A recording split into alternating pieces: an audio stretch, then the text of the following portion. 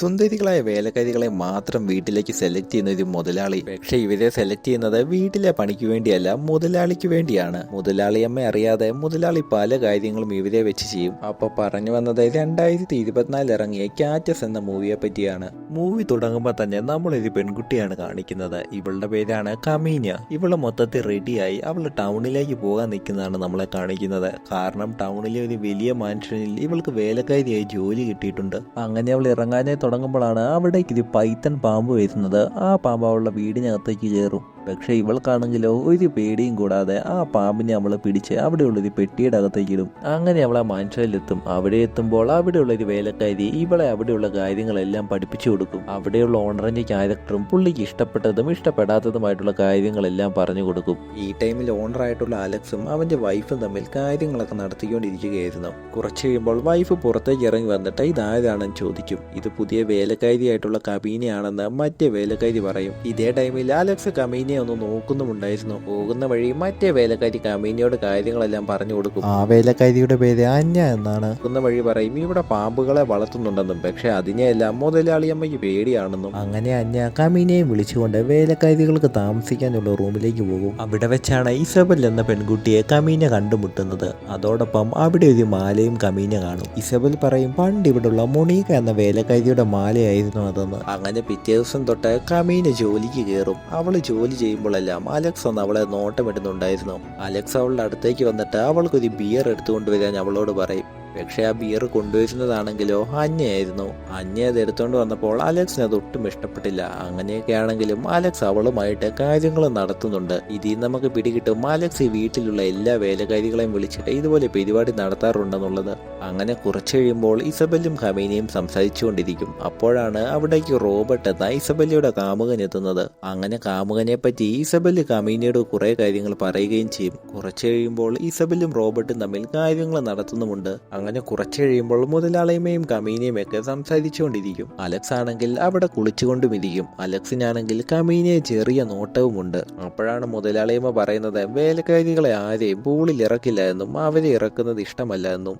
അങ്ങനെ കുറച്ച് കഴിയുമ്പോൾ വേലക്കാരികളെല്ലാം മാർക്കറ്റിലേക്ക് പോകും. അപ്പോഴാണ് ഇസബല്ല കമീനയോട് പറയുന്നത് മുതലാളിയമ്മയ്ക്ക് അച്ഛനും അമ്മയും ഒന്നും ഇല്ല എന്നും കാശും കുറെ പ്രോപ്പർട്ടികളും മാത്രമുള്ളൂ എന്നും. അങ്ങനെ ഇരിക്കുമ്പോഴാണ് അലക്സിനെ കണ്ടുമുട്ടിയതും അലക്സുമായിട്ട് കല്യാണം കഴിച്ചതും. അതോടൊപ്പം അലക്സിനും ഇതുപോലെ അച്ഛനും അമ്മയും ഒന്നും ഇല്ല എന്നും പറയും. മുതലാളിയമ്മയ്ക്കാണെങ്കിൽ പാമ്പിന്റെ നല്ല പേടിയാണെന്നുള്ള കാര്യം നമ്മളെ പല പ്രാവശ്യം കാണിക്കുന്നുണ്ട്. വേലക്കാരിയായിട്ടുള്ള അന്യ കറി ടേസ്റ്റ് ചെയ്യാൻ മുതലാളിയമ്മയ്ക്ക് കൊടുത്തപ്പോൾ പെട്ടെന്ന് പുള്ളിക്കാരി തട്ടിമാറ്റും. കാരണം ആ സ്പൂണിൽ പാമ്പിന്റെ ഡിസൈൻ ഉണ്ടായിരുന്നു. അതുകൊണ്ട് തന്നെ അന്യയെ കുറെ വഴക്ക് പറയുന്നുമുണ്ട്.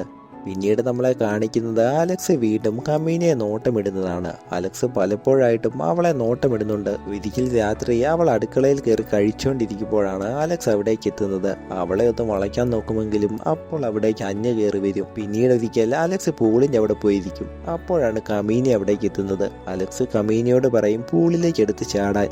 പക്ഷെ കമീന കേൾക്കില്ല. കാരണം മുതലാളിയമ്മയ്ക്ക് ഇഷ്ടമല്ലെന്നുള്ള കാര്യം കമീന പറയും. പക്ഷെ അലക്സ് അതൊന്നും കുഴപ്പമില്ലെന്ന് പറയുമ്പോൾ അവൾ പൂളിലേക്ക് ചാടും. കൂടെ അലക്സും ചാടും. അങ്ങനെ അവർ തമ്മിൽ കാര്യങ്ങളൊക്കെ നടക്കും. പെട്ടെന്നാണ് അലക്സ് ഞെട്ടി എഴുന്നേക്കുന്നത്. കാരണം ഇതെല്ലാം അലക്സിന്റെ സ്വപ്നമായിരുന്നു. അങ്ങനെ ഒരിക്കൽ കമീന മുതലാളിയമ്മയുടെ റൂമിൽ കയറി അവിടെയുള്ളൊരു ബ്രേസ്ലെറ്റ് അടിച്ചു മാറ്റാൻ നോക്കും. അപ്പോഴാണ് അവിടെ ഇസബൽ എത്തുന്നത്. അവള് പറയും ഇവിടെ നിന്ന് എന്ത് അടിച്ചു മാറ്റിയാലും പുള്ളിക്കാരി ഇത് കണ്ടുപിടിക്കുമെന്ന്. പക്ഷെ ഇടയ്ക്കിടെ ഇസബലും എന്തെങ്കിലും അടിച്ചു മാറ്റുമെന്ന് അവള് പറയുകയും ചെയ്യും. അങ്ങനെ പിന്നീട് കമീന മുറ്റം ക്ലീൻ ചെയ്യുമ്പോഴാണ് അവിടേക്ക് അലക്സ് എത്തുന്നത്. അലക്സ് വീണ്ടും അവളെ ഒന്ന് നോട്ടമിടുന്നുണ്ട്. ഇതെല്ലാം അന്യ കാണുന്നുമുണ്ടായിരുന്നു. അന്യ പറയും നീ ചെയ്തതൊന്നും ശരിയല്ല എന്നും നീ പിന്നീട് ഇതിനൊക്കെ റിഗർട്ട് ചെയ്യേണ്ടി വരുമെന്നും. പക്ഷെ ഇതൊന്നും കമീന കേൾക്കുന്നില്ലായിരുന്നു. അങ്ങനെ ഒരിക്കൽ കമീന ബാത്റൂം ക്ലീൻ ചെയ്തുകൊണ്ടിരിക്കും. അപ്പോഴാണ് അവിടേക്ക് അലക്സ് എത്തുന്നത്. പിന്നെ പറയണ്ടല്ലോ, അലക്സിന് വേണ്ടതൊക്കെ അതുപോലെ നടക്കും. പിന്നീട് അലക്സ് കിട്ടുന്ന ചാൻസ് ഒന്നും വെറുതെ കളയാറില്ലായിരുന്നു. കമീനയും ഇതൊക്കെ എൻജോയ് ചെയ്യുന്നുണ്ടായിരുന്നു. ഒരിക്കൽ മുതലാളിയമ്മ ഇവരെ കാറിലിരുത്തിയിട്ട് കടയിലേക്ക് പോകും. ആ ഗ്യാപ്പിൽ തന്നെ അലക്സ് അവളുമായി കാര്യങ്ങൾ നടത്തും. മുതലാളിയമ്മ പിടിക്കാത്തിടത്തോളം കാലം ഇങ്ങനെയൊക്കെ ആയിരിക്കും കാര്യങ്ങൾ നടക്കുക എന്നും അലക്സ് അവളോട് പറയും. അങ്ങനെ ഒരിക്കലാണ് ഇസബലിന്റെ അനിയൻ ഒരു കേസിൽപ്പെട്ട് ജയിലിലാകുന്നത്. അവനെ ജയിലിൽ നിന്ന് ഇറക്കാൻ വേണ്ടി ഇസബലിന് കാശിന് ആവശ്യമുണ്ടായിരുന്നു. ഇത് പോയി ഇസബൽ അലക്സിനോട് പറയും. എന്നാൽ അലക്സ് ആണെങ്കിലോ കിട്ടിയ ചാൻസ് വെറുതെ കളയുമോ? അവൻ ഇസബെല്ലയോടും കാര്യങ്ങൾ ചോദിക്കും. ഇസബെല്ല ആണെങ്കിലോ ഈ കാര്യം അവളുടെ കാമുകനായിട്ടുള്ള റോബർട്ടിനോട് പറയും. വേറെ വഴിയില്ലെന്നും കാശിന് ആവശ്യമുണ്ടെന്നുമൊക്കെ. അപ്പോഴാണ് അലക്സ് അവിടേക്ക് എത്തുന്നത്. അലക്സ് ഇസബെല്ലയുമായിട്ട് റോബർട്ടിന്റെ മുമ്പിൽ വെച്ച് തന്നെ കാര്യങ്ങളൊക്കെ നടത്തും. അങ്ങനെ പിന്നീട് അന്യ അവളുടെ അമ്മയുടെ ബർത്ത്ഡേക്ക് പോകാൻ വേണ്ടി മുതലാളിയമ്മയോട് ലീവ് ചോദിക്കും. പക്ഷെ പുള്ളിക്കാരിയാണെങ്കിൽ അവൾക്കത് കൊടുക്കില്ല. കാരണം കുറച്ചു നാൾ മുമ്പാണ് ഇസബെല്ലയ്ക്ക് ലീവ് കൊടുത്തത്. പക്ഷെ ഈ കാര്യം അറിഞ്ഞ് അന്യ നല്ല വിഷമത്തിലാകും. അവൾ ഇത്രയും വർഷം ഇവിടെ പണിയെടുത്തിട്ടും പുള്ളിക്കാരി അതൊന്നും കാര്യമാക്കുന്നില്ലായിരുന്നു. അങ്ങനെ ഒരിക്കൽ രാത്രി കമീനി ഇസബെല്ലയുടെ കാമുകനോട് ചോദിക്കും, പണ്ട് ഇവിടെ ഉണ്ടായിരുന്ന മൊണീക്ക എന്ന വേലക്കാരി എവിടെ പോയി എന്ന്. അവൻ പറയും അവൾ അലക്സിന്റെ ഫേവറേറ്റ് ആയിട്ടുള്ള വേലക്കാരിയായിരുന്നു, പക്ഷെ ഒരു നിമിഷം പെട്ടെന്ന് അവളെ കാണാതെ പോയി എന്ന്. അങ്ങനെ പിന്നീട് കമീനി അന്യയുടെ അടുത്തേക്ക് പോകും, കാര്യങ്ങളൊക്കെ ചോദിക്കും. അപ്പോഴാണ് അന്യ കഥ പറയുന്നത്. മൊണീക്ക ഇവിടെ വന്ന ശേഷം അലക്സുമായിട്ട് പ്രണയത്തിലായി. ടൈം കിട്ടുമ്പോഴെല്ലാം അവർ കാര്യങ്ങൾ ചെയ്യാറുമുണ്ടായിരുന്നു. അലക്സിന്റെ കയ്യിൽ നിന്ന് പലപ്പോഴും മൊണീക്ക കാശും വാങ്ങിയിട്ടുണ്ട്. പക്ഷെ ഒരിക്കലാണ് മുതലാളിയമ്മ അവളെ തൂക്കിയത്. പക്ഷെ തൂക്കിയ ടൈമിൽ അവൾ പ്രഗ്നന്റുമായിരുന്നു. ഇതറിഞ്ഞ പുള്ളിക്കാരിക്ക് നല്ല ഈഗോ ആയി. കാരണം മുതലാളിയമ്മയ്ക്ക് കുട്ടികൾ ഉണ്ടാകില്ലായിരുന്നു. അതുകൊണ്ട് തന്നെ പുള്ളിക്കാരി മൊണീക്കയെ അവിടെ അടച്ചിടും. അവിടെയുള്ള എല്ലാ വേലക്കാരികളോടും അവളെ നശിപ്പിക്കാനായിട്ടും പറഞ്ഞു. അങ്ങനെ മൊണീക്ക കുറെ നാളത് സഹിച്ചു. പക്ഷെ പെട്ടെന്ന് അവളെ കാണാതെ പോയി എന്നും അന്യ പറയും. ഈ കഥകളൊക്കെ കേൾക്കുമ്പോൾ കമീനിയുടെ കണ്ണ് നിറയും. അപ്പോഴാണ് വലിയൊരു ട്വിസ്റ്റ് നമ്മൾ അറിയുന്നത്. ഈ മൊണീക്ക കമീനിയുടെ അനിയത്തിയാണ് എന്നുള്ളത്. ശരിക്കും കമീനി ഇവിടെ എത്തിയത് മൊണീക്കയെ കണ്ടുപിടിക്കാൻ വേണ്ടിയാണ്. അങ്ങനെ പിന്നീട് ഈ കഥകളൊക്കെ ഇസബെല്ലയും അറിയും. പക്ഷെ മുതലാളിയമ്മയോടുള്ള പേടി കാരണം ഇസബെല്ല ഇതിനൊന്നും കൂട്ടുനിൽക്കില്ല. അങ്ങനെ ഒരിക്കൽ റോബർട്ട് മുതലാളിയമ്മയോട് പറയും ഉടനെ അവന് ഇസബെല്ലയുമായിട്ട് കല്യാണമാകാൻ പോവുകയാണെന്നും അവൻ ഇവിടുന്ന് പോകണമെന്നും. ഇത് കേട്ട ഉടനെ അവൾക്ക് ദേഷ്യം വന്നിട്ട് കത്തിയെടുത്ത് റോബർട്ടിനെ കുത്തും. റോബർട്ട് അപ്പം തന്നെ മരണപ്പെടുകയും ചെയ്യും. ഈ ഇൻസിഡന്റ് കണ്ട് അലക്സ് നല്ലപോലെ പേടിച്ചിട്ടുണ്ടായിരുന്നു. റോബർട്ടിന്റെ ബോഡിയും അവിടെയുള്ള ബ്ലഡ് മുഴുവൻ അലക്സ് ക്ലീൻ ചെയ്യും. അപ്പോഴാണ് ഇസബെല്ല അവിടേക്ക് എത്തുന്നത്.